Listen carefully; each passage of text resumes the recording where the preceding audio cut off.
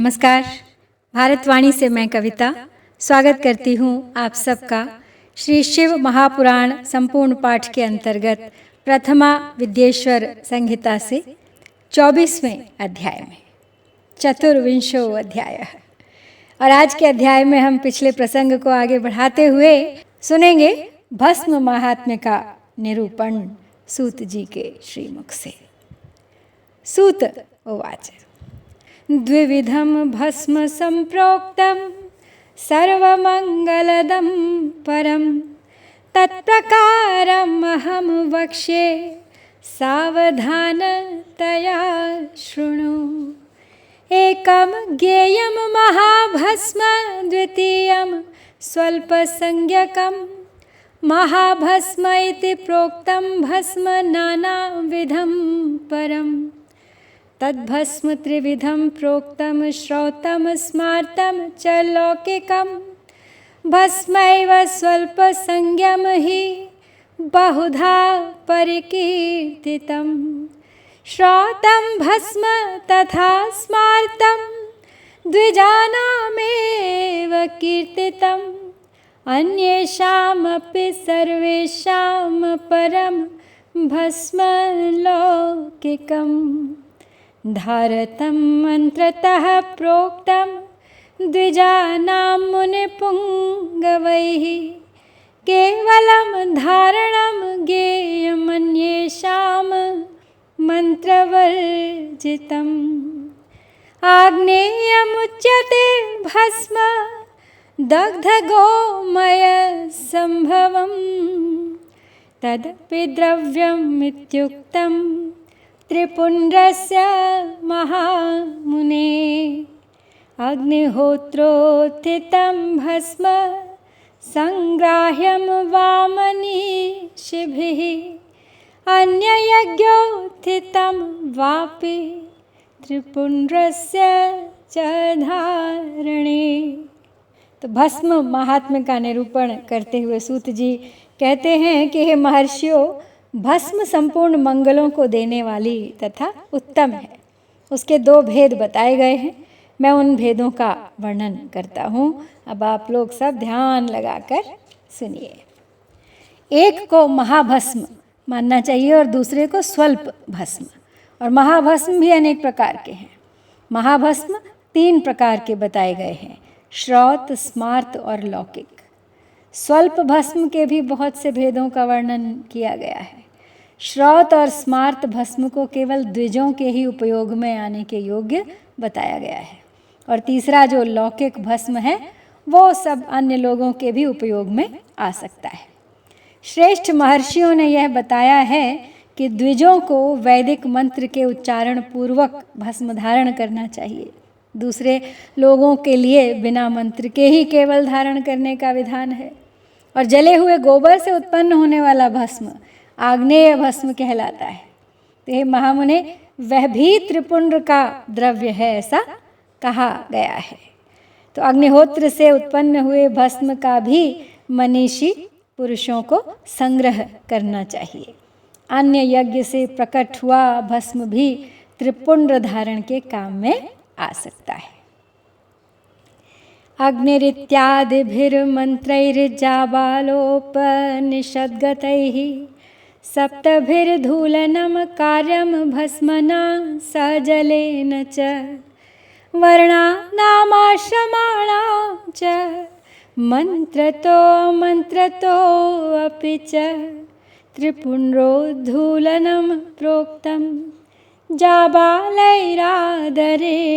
च भस्मनोद्धूलनं चैव धृतं तिर्यक् त्रिपुण्ड्रकम् प्रमादादपि मोक्षार्थी न त्यजेदिति वैश्रुतिः शिवेन विष्णुना चैव धृतं तिर्यक् त्रिपुण्ड्रकम् उमादेव्या च लक्ष्म्या च स्तुतमन्यैश्च नित्यशः ब्राह्मणैः क्षत्रियैर्वैश्यैः शूद्रैरपि च संकरैः अपभ्रंशैर्धृतं भस्म त्रिपुण्ड्रोद्धूलनात्मना उद्धूलनं त्रिपुण्ड्रं च श्रद्धया नाचरन्ति ये तेषां नास्ति समाचारो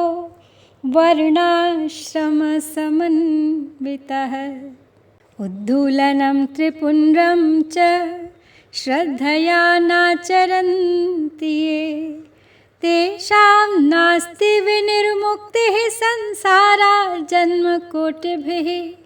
उद्धूलनं त्रिपुण्ड्रं च श्रद्धया नाचरन्ति ये तेषां नास्ति शिवज्ञानं कल्पकोटिशतैरपि। उद्धूलनं त्रिपुण्ड्रं च श्रद्धया नाचरन्ति ये ते महापातकैर्युक्ता इति शास्त्रीयनिर्णयः। उद्धूलनं त्रिपुण्ड्रं च श्रद्धया नाचरन्ति ये तेषामाचरितं सर्वं विपरीतफलाय हि।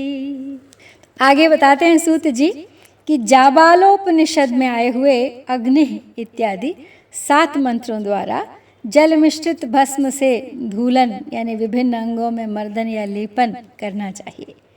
महर्षि जाबाली ने सभी वर्णों और आश्रमों के लिए मंत्र से या बिना मंत्र के भी आदर पूर्वक भस्म से त्रिपुंड्र लगाने की आवश्यकता बताई है।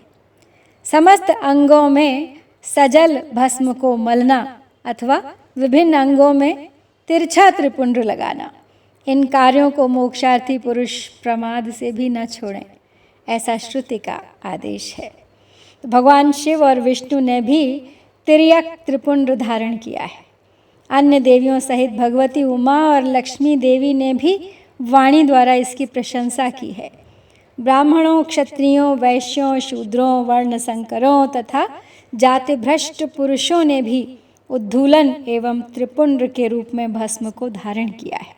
जो लोग श्रद्धापूर्वक शरीर में भस्म का उद्धूलन तथा त्रिपुंड्र धारण करने का आचरण नहीं करते, उद्धूलन मतलब लेपन करना, उनमें वर्णाश्रम समन्वित सदाचार की कमी है। उनकी विनिर्मुक्ति करोड़ों जन्मों में भी संसार से संभव नहीं। ऐसे लोगों को 100 करोड़ कल्पों में भी शिव का ज्ञान प्राप्त नहीं हो सकता। वे महापातकों से युक्त हो जाते हैं। उन लोगों का संपूर्ण आचरण विपरीत फल प्रदान करने वाला हो जाता है, ऐसा शास्त्रों का निर्णय है। महापातक युक्तानां जंतूनाम सर्वविद्विषां त्रिपुंड्रोद्धूलनद्वेषो जायते सुदृढ़ं मुने। शिवाग्निकार्यं यः कृत्वा कुर्यात्त्रियायुषात्मवेद मुच्यते सर्वपापैस्तु स्पृष्टेन भस्मना नरः। सितेन भस्मना कुर्यात्त्रिसन्ध्यं यस्त्रिपुण्ड्रकं सर्वपापविनिर्मुक्तः शिवेन सह मोदते। सितेन भस्मना कुर्याल्ललाटे तु त्रिपुण्ड्रकं यो असावनादिभूतानि लोकानाप्तो अमृतो भवेत्। अकृत्वा भस्मना स्नानं न जपेद्वै षडक्षरं त्रिपुण्ड्रं च रचित्वा तु विधिना भस्म न जपेत्। अधयो माधमो वापि सर्वपापान्वितोऽपि वा उपपापान्वितो वापि मूर्खो वा पतितोऽपि वा यस्मिन् देशे वसे नित्यं भूतिशासनसंयुतः सर्वतीर्थैश्च क्रतुभिः सान्निध्यं क्रियते सदा। त्रिपुण्ड्रसहितो जीवः पूज्यः सर्वैः सुरासुरैः पापान्वितोऽपि शुद्धात्मा किं पुनः श्रद्धया युतः। यस्मिन् देशे शिवज्ञानी भूतिशासन संयुतः गतो यदृच्छयाद्यापि तस्मिन् तीर्थाः समागताः। तो आगे बताते हुए कहते हैं सूत जी भस्म का महत्व कि हे मुनियों, जो महापातकों से युक्त और समस्त प्राणियों से द्वेष करने वाले हैं वे ही त्रिपुंड धारण तथा भस्मोद्धूलन से अत्यधिक द्वेष करते हैं। जो आत्मज्ञानी मनुष्य शिवाग्नि यानी अग्निहोत्र का कार्य करके त्रयायुषम जमदग्नेह इस मंत्र से भस्म का मात्र स्पर्श ही कर लेता है वह समस्त पापों से मुक्त हो जाता है। और जो मनुष्य तीनों संध्या कालों में श्वेत भस्म के द्वारा त्रिपुंड धारण करता है वह समस्त पापों से मुक्त होकर शिव सानिध्य का आनंद भोगता है। जो व्यक्ति श्वेत भस्म से अपने मस्तक पर त्रिपुंड धारण करता है वह अनादिभूत लोकों को प्राप्त कर अमर हो जाता है। बिना भस्म स्नान किए षडक्षर यानी ओम नमः शिवाय मंत्र का जप नहीं करना चाहिए। विधिपूर्वक भस्म से त्रिपुंड धारण करके ही इसका जप करना चाहिए। दयाहीन अधम महापापों से युक्त उपपापों से युक्त मूर्ख अथवा पतित व्यक्ति भी जिस देश में नित्य भस्म धारण करते रहते हैं वह देश सदैव संपूर्ण तीर्थों और यज्ञों से परिपूर्ण ही रहता है। त्रिपुंड धारण करने वाला पापी जीव भी समस्त देवों और असुरों के द्वारा पूज्य है। यदि पुण्यात्मा त्रिपुंड से युक्त है तो उसके लिए तो फिर कहना ही क्या। भस्म धारण करने वाला शिवज्ञानी जिस भी देश में चला जाता है स्वेच्छया से उस देश में समस्त तीर्थ आ जाते हैं। बहुनात्र किमुक्तेन धार्यं भस्म सदा बुधैः लिंगार्चनं सदा कार्यं जप्यो मंत्रः षडक्षरः ब्रह्मणा विष्णुना वापि रुद्रेण मुनिभिः सुरैः भस्मधारण माहात्म्यं न शक्यं परिभाषितुम् इति वर्णाश्रमाचारो लुप्तवर्णक्रियो अपि च पापात् सकृत् त्रिपुण्ड्रस्य धारणात् सोऽपि मुच्यते। ये भस्मधारिणं त्यक्त्वा कर्म कुर्वन्ति मानवाः तेषां नास्ति विनिर्मोक्षः संसारात् जन्मकोटिभिः। तेनाधीतं गुरोः सर्वं तेन सर्वम् अनुष्ठितं येन विप्रेण शिरसि त्रिपुण्ड्रं भस्मना कृतं। ये भस्मधारिणं दृष्ट्वा नराः कुर्वन्ति ताडनं तेषां चण्डालतो जन्म ब्रह्मन्नुह्यं विपश्चिता।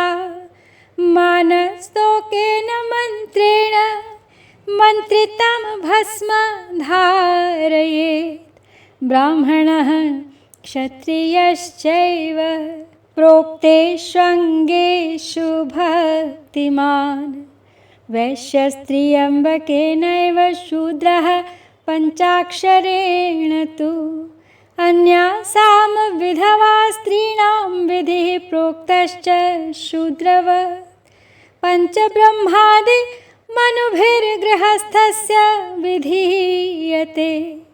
त्र्यम्बकेन मनुना विधिर्वै ब्रह्मचारिणः अघोरेणाथ मनुना विपिनस्थविधिः स्मृतः।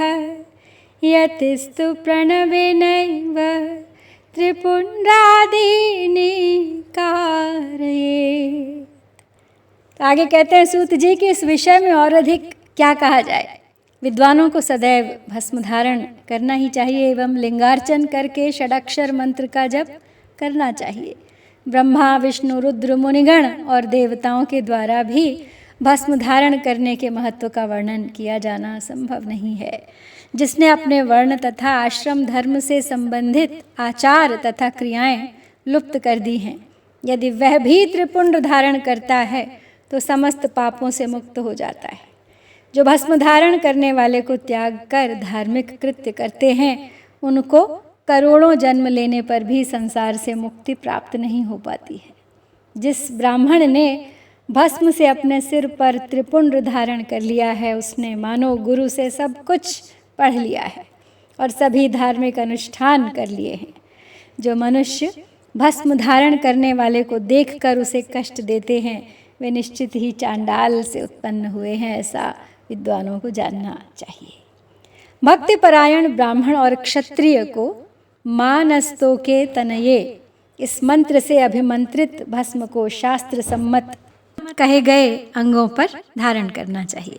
वैश्य त्र्यंबकम यजामहे इस मंत्र से और शूद्र शिवाय नमः इस पंचाक्षर मंत्र से भस्म को अभिमंत्रित कर धारण करें। विधवा स्त्रियों के लिए भस्म धारण की विधि शूद्रों के समान कही गई है। 5 ब्रह्मादि मंत्रों से अभिमंत्रित भस्म के द्वारा गृहस्थ त्रिपुंड धारण करें। ब्रह्मचारी त्र्यंबकम यजामहे इस मंत्र से भस्म को अभिमंत्रित करके और वानप्रस्थी अघोरेभ्यो अथ इस मंत्र से भस्म को अभिमंत्रित करके त्रिपुंड धारण करें। किंतु यति सन्यासी प्रणव के मंत्र से भस्म को अभिमंत्रित करके त्रिपुंड धारण करें। अब यहाँ जो कुछ शब्द आए हैं, जैसे अघोर, ईशान, तत्पुरुष, सद्योजात, वामदेव के मंत्र ही ये पंच ब्रह्म के वास्तव में ध्यान है।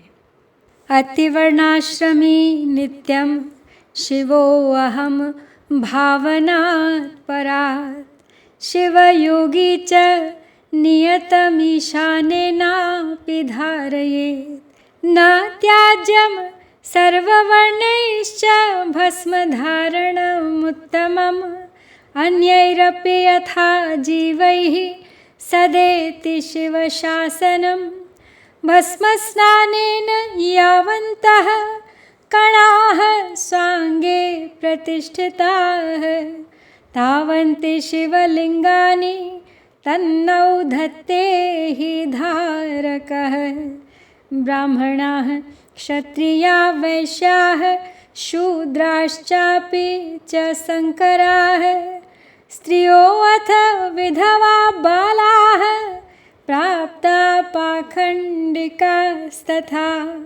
ब्रह्मचारी गृही वन्यः सन्यासी वाव्रती तथा नार्यो भस्म त्रिपुण्ड्राङ्का मुक्ता एव न संशयः ज्ञानाज्ञानधृतो वापि वह्निदाह समो यथा ज्ञानाज्ञानधृतं भस्म पावयेत् सकलं नरं नाश्नीया जलमन्नमल्पमभिवा भस्माक्ष धृत्या विना भुक्त्वा वाथ गृही वनीपति अतिर्वर्णी तथा शङ्करः येनो भुङ् नरकं प्रयाति स तदा गायत्री जापेन तत् वर्णानां तु यतेस्तु मुख्यप्रणवा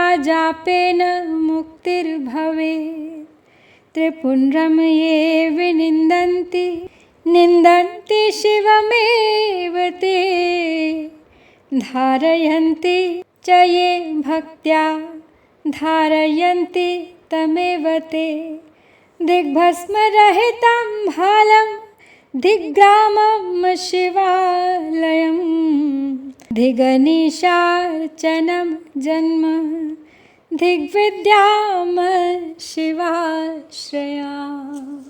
आगे बताते हैं सूत जी कि जो वर्णाश्रम धर्म से परे है वह शिवो अहम इस भावना से नित्य त्रिपुंड धारण करे, और जो शिव योगी है वह ईशानः सर्व विद्यानाम इस भावना को करता हुआ त्रिपुंड धारण करे।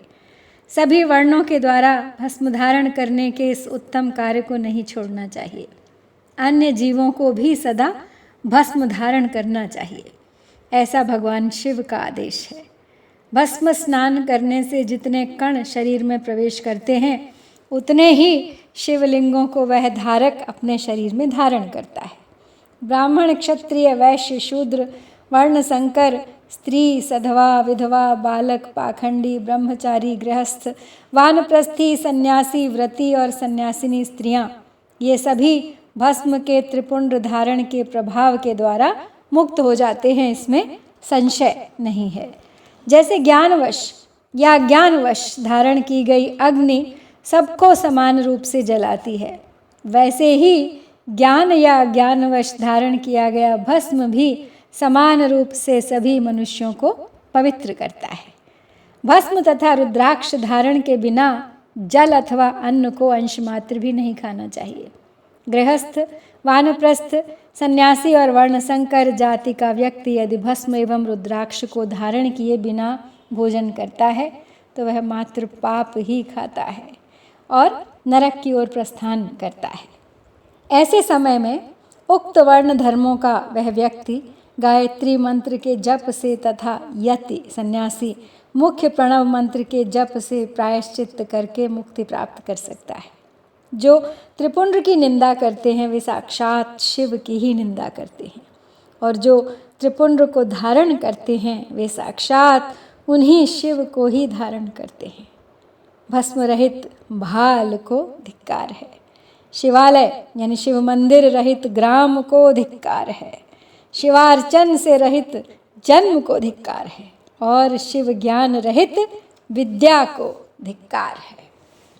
ये निंदन्ति महेश्वरम त्रिजगतामाधारभूतं हरम, ये निंदन्ति त्रिपुण्ड्रधारणकरं दोषस्तु तद्दर्शने, ते वै शङ्करसूकरासुरखरश्चक्रोष्टुकीटोपमा जाता एव भवन्ति पापपरमास्ते नारकाः केवलम्। ते दृष्ट्वा शशिभास्करौ निशिदिने स्वप्ने अपि नो केवलं, पश्यन्तु श्रुतिरुद्रसूक्तजपतो मुच्येत तेनादृताः, तत्सम्भाषणतो भवेद्धि नरकं निस्तारवाना स्थितं, ये भस्मादिविधारणं हि पुरुषं निन्दन्ति मन्दाहिते, न तान्त्रिकस्त्वधिकृतो नोर्ध्वपुण्ड्रधरो मुने, सन्तप्तचक्रचिह्नोऽत्र शिवयज्ञे बहिष्कृतः, तत्रैते बहवो लोका बृहज्जाबालचोदिताः, ते विचार्याः प्रयत्नेन ततो भस्मरतो भवे, यच्चन्दनैश्चन्दनकेऽपि मिश्रं धार्यं हि भस्मैव त्रिपुण्ड्रभस्मना, विभूतिभालोपरिकिञ्चनापि धार्यं सदा नो यदि सन्ति बुद्धयः, स्त्रीभिस्त्रिपुण्ड्रमलकावधि धारणीयं भस्मद्विजाधिभिरथो विधवाभिरेवं, तद्वस्तदाश्रमवतां विशदा विभूति धार्यापवर्गफलदा सकलाघहन्त्री। तो आगे कहते हैं सूत जी कि जो लोग तीनों लोकों के आधार स्वरूप महेश्वर भगवान शिव की निंदा करते हैं और त्रिपुंड धारण करने वाले की निंदा करते हैं, उनको तो देखने से ही पाप लगता है। वे वर्ण संकर, सुअर, असुर, खर, खर यानी गधा, श्वान यानी कुत्ता, क्रोष्टु यानी सियार तथा कीड़े मकोड़े के समान ही उत्पन्न होते हैं, और उन नरकगामी व्यक्तियों का यह जन्म मात्र पाप करने के लिए ही होता है। भगवान शिव की तथा त्रिपुंड धारण करने वाले उनके भक्तों की जो निंदा करते हैं, उन्हें रात में देखने पर चंद्रमा के दर्शन से और दिन में देखने पर सूर्य के दर्शन से शुद्धि प्राप्त होती है। और मात्र इतना ही नहीं, स्वप्न में भी उन्हें देखने से पाप लगता है। अतः स्वप्न में जो उन्हें देखे उसको अपनी शुद्धि के लिए श्रुति में कहे गए रुद्र सूक्त का आदरपूर्वक पाठ करना चाहिए। तभी उससे छुटकारा मिल सकता है। उनसे बात करने से नरक होता है, उस नरक से मुक्ति प्राप्त करना असंभव है। जो भस्म त्रिपुंड आदि धारण करने वाले पुरुष की निंदा करते हैं वे निश्चित ही मूर्ख हैं। तो हे मुने, तांत्रिक ऊर्ध्व त्रिपुंड धारण करने वाले तथा तपाए हुए चक्र आदि चिन्हों को धारण करने वाले इस शिव यज्ञ के अधिकारी नहीं हैं, वे इस यज्ञ से बहिष्कृत हैं। बृहद जाबालोपनिषद में कहे गए वे लोग ही उस यज्ञ में अधिकारी हैं। प्रयत्नपूर्वक उन्हें शिव यज्ञ के कार्य में सम्मिलित करना चाहिए, उन्हें भस्म लगाना चाहिए। विभूति का चंदन से या चंदन में विभूति का मिश्रण कर बनाए गए मिश्रित भस्म से मस्तक पर त्रिपुंड धारण करना चाहिए। कुछ भी हो, मस्तक पर विभूति धारण करना आवश्यक है। यदि बुद्धि नहीं है तो भी यह करना सदा लोगों के लिए आवश्यक ही है। ब्रह्मचारिणी, सधवा तथा विधवा स्त्रियों और ब्राह्मण आदि द्विजों को केश पर्यंत भस्म धारण करना चाहिए। इसी प्रकार ब्रह्मचर्य आदि आश्रम वालों को भी स्वच्छ विभूति धारण करना उचित है, क्योंकि विभूति मोक्ष देने वाली और समस्त पापों का नाश करने वाली है।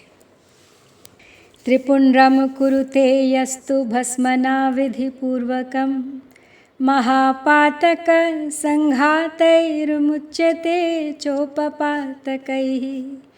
ब्रह्मचारी गृहस्थो वा वानप्रस्थो अथवा यतिः ब्रह्मक्षत्राश्च विच्छूद्रास्तथान्ये पतिताधमाः उद्धूलनं त्रिपुंड्रं च धृत्वा शुद्धा भवन्ति च भस्मनो विधिना सम्यक् पापराशिं विहाय च।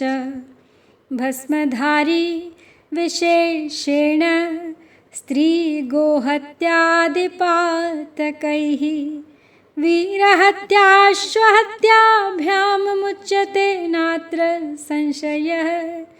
परद्रव्यापहरणं परदाराभिमर्शनं परनिन्दां परक्षेत्रहरणं परपीडनं सस्यारामादिहरणं गृहदाहादिकर्म च गोहिरण्यमहिषादि तिलकं बलवाससाम् अन्नधान्यजलादीनां नीचेभ्यश्च परिग्रहः दाशवेशामतङ्गीषु वृषलीषु नटीषु च रजस्वलासु कन्यासु विधवासु च मैथुनं मांसचर्मरसादीनां लवणस्य च विक्रयः पैशून्यं कूटवादश्च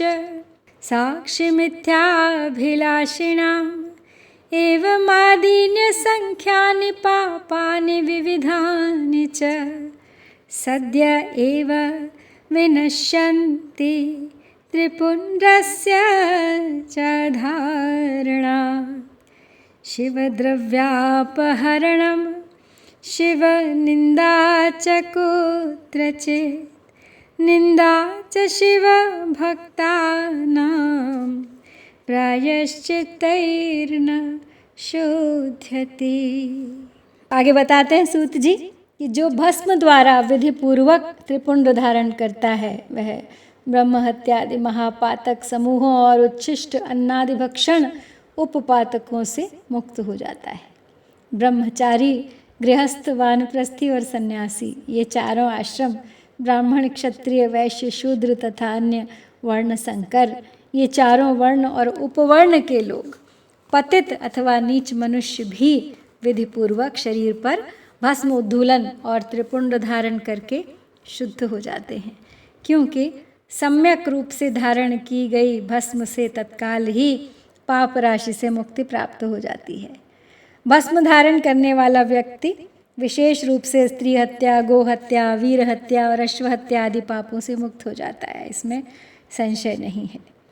दूसरे के द्रव्य का अपहरण, पराई स्त्री का अभिमर्शन, दूसरे की निंदा, पराये खेत का अपहरण, दूसरे को कष्ट देना, फसल और बाग आदि का अपहरण, घर फूंकना, जलाना आदि कर्म, नीचों से गाय, सोना, भैंस, तिल, कंबल, वस्त्र, अन्न, धान्य तथा जल आदि का परिग्रह, दास यानी मछुआरा, वेश्या, मतंगी, चांडाली, शूद्रा, नटी, रजस्वला, कन्या और विधवा स्त्रियों से मैथुन, मांस, चर्म, रस तथा नमक का विक्रय, पैशून्य यानी चुगली और अस्पष्ट बात, असत्य गवाही आदि देना, इस प्रकार से अन्य असंख्य विभिन्न प्रकार के पाप त्रिपुंड धारण करने के प्रभाव से नष्ट हो जाते हैं। भगवान शिव के द्रव्य का अपहरण और जहाँ कहीं शिव की निंदा करने वाला तथा शिव के भक्तों की निंदा करने वाला व्यक्ति प्रायश्चित करने पर भी शुद्ध नहीं होता है। रुद्राक्षम यस्य गात्रेषु ललाटे तु त्रिपुण्ड्रकं स चाण्डालोऽपि सम्पूज्य सर्ववर्णोत्तमोत्तमः। यानि तीर्थानि लोके अस्मिन् गङ्गाद्याः सरितश्चयाः स्नातो भवति सर्वत्र ललाटे यस्त्रिपुण्ड्रकम्। सप्तकोटि महामन्त्राः पञ्चाक्षरपुरस्सराः तथान्ये कोटिशो मन्त्राः शैव कैवल्यहेतवः। अन्ये मन्त्राश्च देवानां सर्वसौख्यकरा मुने ते सर्वे तस्य वश्यास्युर्यो बिभर्ति त्रिपुण्ड्रकम्। सहस्रं पूर्वजातानां सहस्रं जनयिष्यतां स्ववंशजानां ज्ञातीनामुद्धरेण त्रिपुण्ड्रकृत्। एह भुक्त्वाखिलान् भोगान् दीर्घायुर्व्याधिवर्जितः जीवितान्ते च मरणं सुखेनैव प्रपद्यते। अष्टैश्वर्यगुणोपेतं प्राप्य दिव्यवपुः शिवं दिव्यं विमानमारुह्य दिव्यत्रिदशसेवितं। विद्याधराणां सर्वेषां गन्धर्वाणां महौजसाम् इन्द्रादिलोकपालानां लोकेषु च यथाक्रमम् भुक्त्वा भोगान् सुविपुलान् प्रजेशानां पदेषु च ब्रह्मणः पदमासाद्य तत्र कन्याशतं रमेत्। तत्र ब्रह्मायुषो मानं भुक्त्वा भोगाननेकशः विष्णोर्लोके लभे भोगं यावद् ब्रह्म शतात्ययः। शिवलोकं ततः प्राप्य लब्ध्वेष्टं काममक्षयं शिवसायुज्यमाप्नोति संशयो नात्र जायते। आगे बताते हैं सूत जी कि पंचाक्षर मंत्र से लेकर 7 करोड़ महामंत्र और अन्य करोड़ों मंत्र शिव कैवल्य को प्रदान करने वाले होते हैं। ये मुने विष्णु आदि देवताओं के लिए प्रतिपादित अन्य जो मंत्र हैं वे सभी सुखों को देने वाले हैं, और जो त्रिपुंड धारण करता है उसके वश में तो वे सब मंत्र स्वतः ही हो जाते हैं। त्रिपुंड धारण करने वाला मनुष्य अपने वंश और गोत्र में उत्पन्न हजारों पूर्वजों का और भविष्य में उत्पन्न होने वाली हजारों संतानों का उद्धार करता है। जो त्रिपुंड धारण करता है उसे इस लोक में रोग रहित दीर्घ आयु प्राप्त होती है और वह संपूर्ण भोगों का उपभोग करके जीवन के अंतिम समय में सुखपूर्वक ही मृत्यु को प्राप्त करता है। वह मृत्यु के पश्चात अणिमा, महिमा आदि 8 ऐश्वर्यों और सद्गुणों से युक्त दिव्य शरीर वाले शिव को प्राप्त करता है और दिव्यलोक से देवों से सेवित दिव्य विमान पर चढ़कर शिवलोक को जाता है। वहाँ पर वह सभी विद्याधरों और महापराक्रमी गंधर्वों, इंद्र आदि लोकपालों के लोकों में क्रमशः जाकर बहुत से भोगों का उपभोग करता हुआ प्रजापतियों के पदों तथा ब्रह्मा के पद पर आसीन होकर वहाँ दिव्यलोक की सैकड़ों कन्याओं के साथ आनंदित होता है। वह उस लोक में ब्रह्मा की आयु के बराबर आयु को प्राप्त कर अनेक सुखों का भोग करके विष्णुलोक को जाता है और ब्रह्मा के 100 वर्षों तक सुखों का भोग प्राप्त करता है। तदनंतर वह शिवलोक को जाकर इच्छानुकूल अक्षय कामनाओं को प्राप्त कर शिव का सानिध्य प्राप्त कर लेता है, इसमें संदेह नहीं है। सर्वोपनिषदां सारं समालोक्य मुहुर्मुहुः इदमेव हि निर्णीतं परम श्रेयस्त्रिपुण्ड्रकम् विभूतिं निन्दते यो वै ब्राह्मणः सोऽन्यजातकः प्रयाति नरके घोरे यावत् ब्रह्मा चतुर्मुखः। श्राद्धे यज्ञे जपे होमे वैश्वदेवे सुरार्चने धृतत्रिपुण्ड्रः पूतात्मा मृत्युं जयति मानवः। जलस्नानं मलत्यागे भस्मस्नानं सदा शुचिः मंत्रस्नानं हरेत् पापं ज्ञानस्नाने परं पदं। सर्वतीर्थेषु यत् पुण्यं सर्वतीर्थेषु यत् फलं तत्फलं समवाप्नोति भस्मस्नानं करो नरः। भस्मस्नानं परम तीर्थं गंगास्नानं दिने दिने भस्मरूपी शिवः साक्षात् भस्म त्रैलोक्यपावनं। न तत्स्नानं न तद्ध्यानं न तद्दानं जपो न सह त्रिपुण्ड्रेण विनायेन विप्रेण यदनुष्ठितं।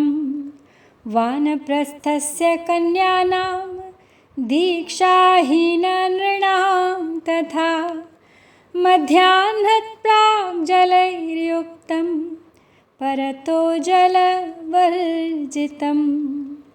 एवं त्रिपुण्ड्रं यः कुर्यात् नित्यं नियतमानसः शिवभक्तः स विज्ञेयो भुक्तिं मुक्तिं च विन्दति। यस्याङ्गे नैव रुद्राक्ष एकोऽपि बहुपुण्यदः तस्य जन्म निरर्थं स्यात् त्रिपुण्ड्र रहितो यदि। आगे बताते हैं सूत जी कि सभी उपनिषदों के सार को बार बार सम्यक रूप से देखकर यही निर्णय लिया गया है कि त्रिपुंड धारण करना ही परम श्रेष्ठ है। जो ब्राह्मण विभूति की निंदा करता है वह ब्राह्मण नहीं है अपितु अन्य जाति का है और विभूति निंदा के कारण उसे चतुर्मुख ब्रह्मा की आयु सीमा तक नरक भोगना पड़ता है। श्राद्ध, यज्ञ, जप, होम, बलि, वैश्वदेव और देव पूजन के समय जो पूतात्मा मनुष्य त्रिपुंड धारण करता है वह मृत्यु को भी जीत लेता है। मल त्याग करने पर शुद्धि के लिए जल स्नान किया जाता है। भस्म स्नान करने पर सदा पवित्रता आती है। मंत्र स्नान पाप का हरण करता है और ज्ञान रूपी जल में अवगाहन करने पर परम पद की प्राप्ति होती है। समस्त तीर्थों में स्नान करने से जो पुण्य और फल प्राप्त होता है वह फल भस्म स्नान करने वालों को प्राप्त हो जाता है। भस्म स्नान ही परम श्रेष्ठ तीर्थ है जो प्रतिदिन गंगा तीर्थ स्नान के समान है। भस्म तो भस्म रूपी साक्षात शिव है जो त्रैलोक्य को पवित्र करने वाला है। बिना त्रिपुंड धारण किए हुए जो ब्राह्मण स्नान, ध्यान, दान और जप आदि अनुष्ठान कर्म करता है वह न तो स्नान है, न ध्यान है, न दान है और न जप आदि अन्य अनुष्ठित कर्म ही है। वानप्रस्थ, कन्या और दीक्षा रहित मनुष्यों को मध्याह्न पूर्व ही जल से युक्त त्रिपुंड धारण करना चाहिए, किंतु मध्याह्न के पश्चात जल रहित भस्म से त्रिपुंड धारण करना उचित है। इस प्रकार श्रद्धापूर्वक दृढ़ निश्चय वाला जो व्यक्ति नित्य त्रिपुंड धारण करता है उसे ही शिव भक्त जानना चाहिए। उसी को भुक्ति तथा मुक्ति भी प्राप्त होती है।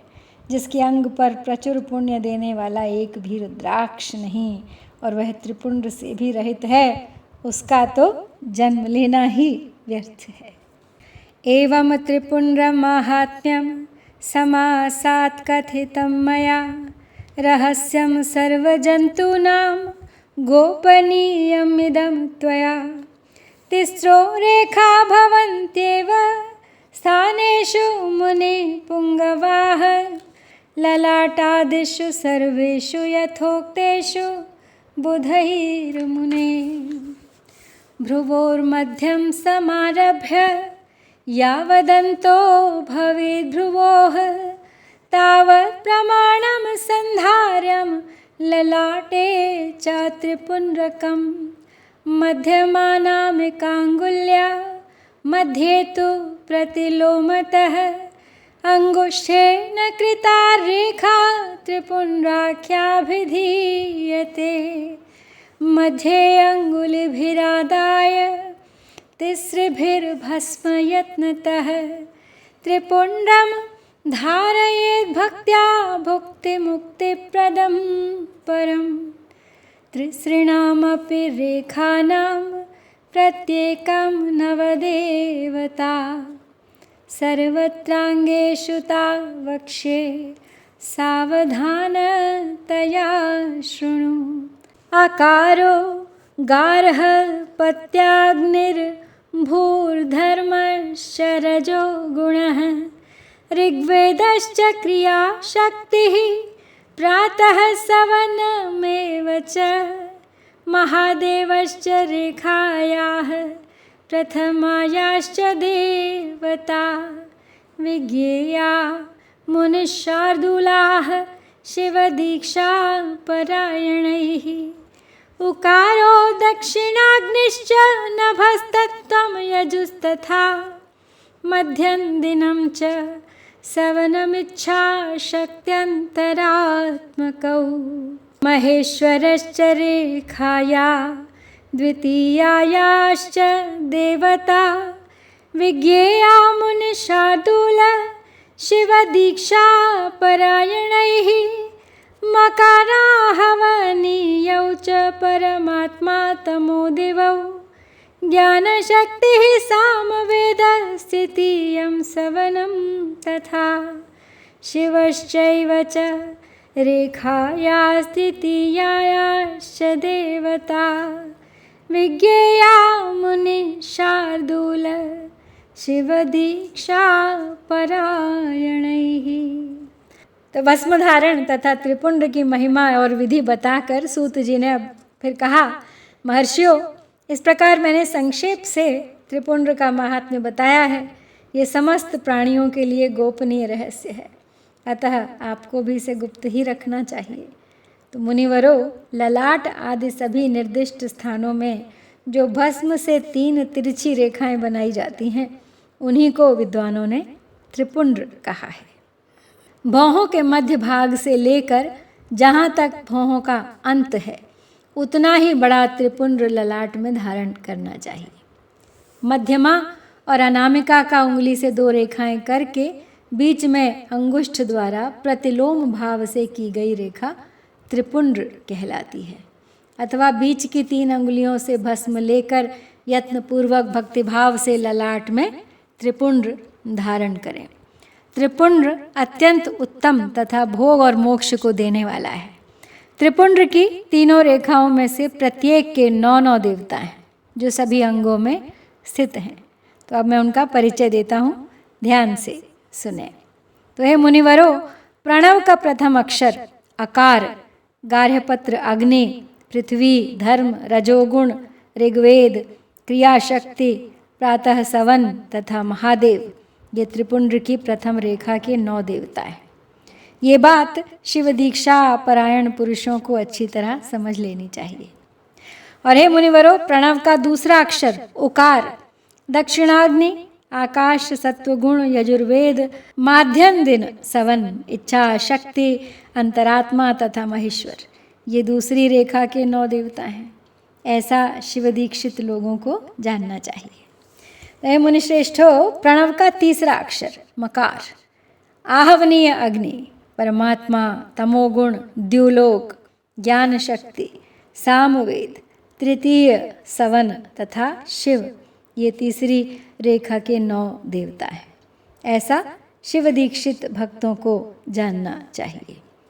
एवं नित्यं नमस्कृत्य सद्भक्त्या स्थान देवता त्रिपुण्ड्रं धारयेत् शुद्धो भुक्तिं मुक्तिं च विन्दति। इत्युक्ताः स्थानदेवाश्च सर्वाङ्गेषु मुनीश्वराः तेषां सम्बन्धिनो भक्त्या स्थानानि शृणु साम्प्रतम्। 32 स्थानके द्वादशोडश स्थानके अपि च 8 स्थाने तथा चैव 5 स्थाने अपि नान्यसे।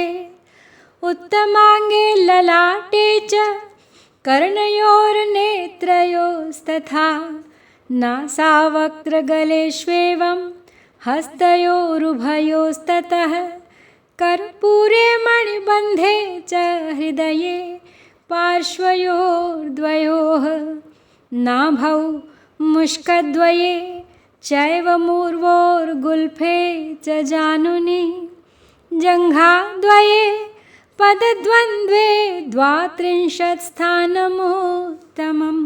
अग्न्यभूवायुदिग्देशदिक्पालान् वसुभिः सह धरा ध्रुवश्च सोमश्च आपश्चैवानिलो नलः प्रत्यूषश्च प्रभासश्च वसवो 8 प्रकीर्तिताः।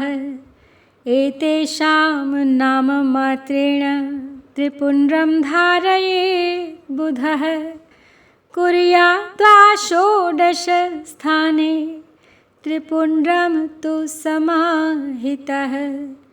शीर्षके च ललाटे च कंठे चांसद्वये भुजे कर्पूरे मणिबन्धे च हृदये नाभिपार्श्वके पृष्ठे चैवं प्रतिष्ठाप्य यजे तत्राश्विदैवते शिवं शक्तिं तथा रुद्रमीशं नारदमेव च वामादिनवशक्तिश्च एता षोडश देवताः न सत्यौ दस्त्रकश्चैव अश्विनौ 2 प्रकीर्तितौ।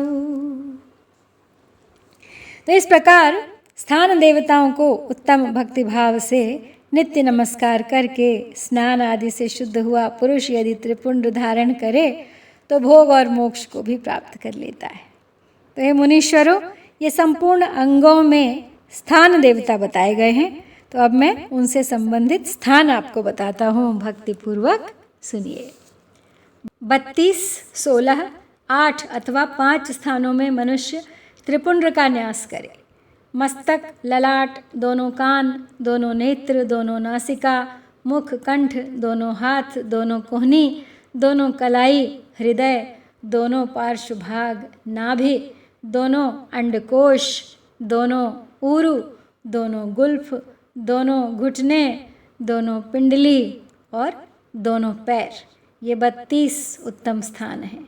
इनमें क्रमशः अग्नि, जल, पृथ्वी, वायु, 10 दिक्प्रदेश, 10 दिक्पाल तथा 8 वसुओं का निवास है। धरा, ध्रुव, सोम, आप, अनिल, अनल, प्रत्यूष और प्रभास, ये 8 वसु कहे गए हैं।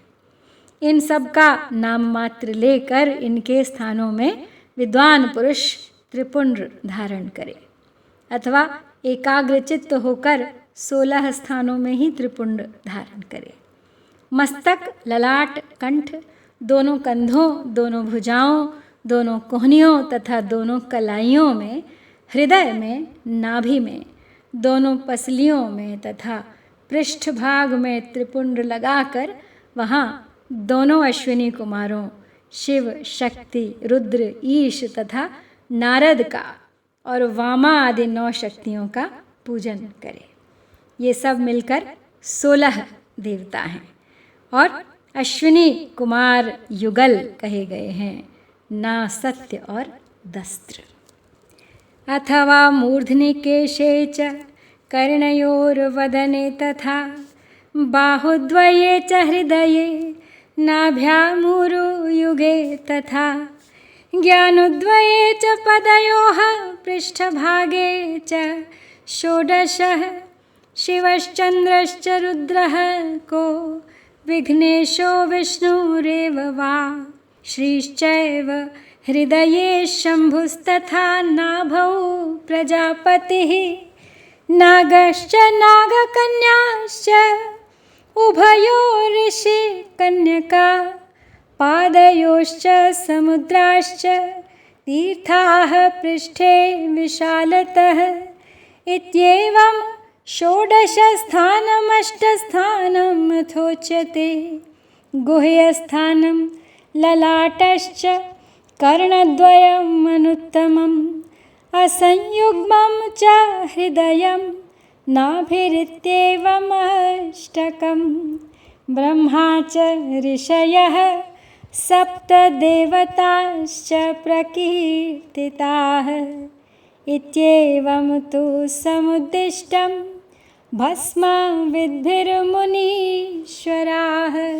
अथवा मस्तकं बाहु हृदयं नाभिरेव च 5 स्थानानि मुन्याहुर्धारणे भस्म विज्जना यथा संभवनं कुर्याद्देशकालाद्यपेक्षया उद्धूलने अपि शक्तश्चेत् त्रिपुण्ड्रादीनि कारयेत्। त्रिनेत्रं त्रिगुणाधारं त्रिदेवजनकं शिवं स्मरन् नमः शिवायेति ललाटे तु त्रिपुण्ड्रकम् ईशाभ्यां नमः इत्युक्त्वा पार्श्वयोश्च त्रिपुण्ड्रकं बीजाभ्यां नमः इत्युक्त्वा धारयेत्तु प्रकोष्ठयोः कुर्यादधः पितृभ्यां च उमेशाभ्यां तथोपरि भीमायेति ततः पृष्ठे शिरसः पश्चिमे तथा। तो सभी अंगों के स्थान देवताओं के बारे में अब और आगे बताते हुए कहते हैं सूत जी कि मस्तक, केश, दोनों कान, मुख, दोनों भुजा, हृदय, नाभि, दोनों ऊरु, दोनों जानु, दोनों पैर और पृष्ठभाग, इन 16 स्थानों में 16 त्रिपुंड का न्यास करें।